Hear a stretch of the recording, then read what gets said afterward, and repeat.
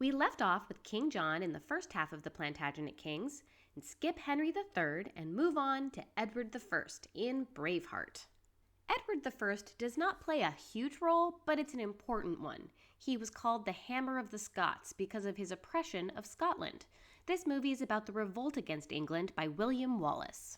The movie won a ton of awards. I know a lot of people loved this film. That said, it's not in my top 10. Some of the characters are endearing and funny, and it definitely has its hilarious and heart-wrenching moments. But in between those moments, I found myself kind of bored. Sex and nudity. Almost no sex, but plenty of nudity, especially the mooning of the soldiers from across the battlefield. Never seen that one before. Also, warning for super awkward romance. Violence and gore. Intense medieval battle. Lots of blood and disturbing imagery. I read they had to scale it back to avoid an X rating.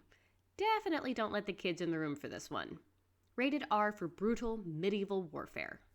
Up next, we have Outlaw King. This takes place directly after William Wallace's revolt, the main character we follow being Robert the Bruce, who is trying to claim the throne of Scotland. Again, Edward I does not play a huge role, but he, and this time his son, Edward II, are essential to the plot. Ratings. I enjoyed this movie. The first half is mostly politics, the second half is mostly fighting. I actually enjoyed both. They did a good job of making me genuinely interested in what happened to these characters and if they survived. The cinematography of the landscapes in Scotland and England are gorgeous. Sex and nudity. A lot of casual nudity and one explicit sex scene. There is some good romance, but it's not the focus. Definitely a lot of violence and gore, but nothing over the top. I never had to close my eyes, though I did wince a few times. It's rated R for sequences of brutal war and violence. Next we have World Without End. This miniseries is a sequel to Pillars of the Earth, and like it, is not directly about the monarchy, but instead mostly about how what's happening with our royal family directly affects the people. Edward II has been overthrown and killed by his own queen. Their son, Edward III, has taken the throne.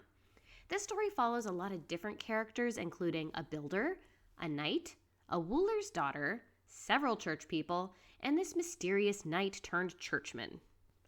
I wish I could say I loved this as much as the prequel, but I didn't. Most of the characters are horrible people. If you're not a horrible person, terrible things happen to you over and over again. If you are a fan of angst, this one is for you. Sex and nudity. Lots of nudity, very little graphic sex. What mostly stood out to me was this show is really mean to women, which is accurate for the time period, but was sometimes hard to watch.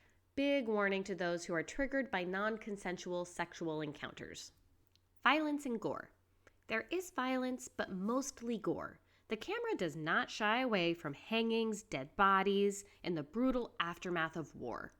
Also, gruesome medieval-style medical treatments.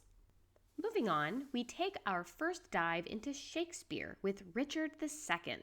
There are a few different performances of this play, but I'll be going with The Hollow Crown, Season 1, Episode 1.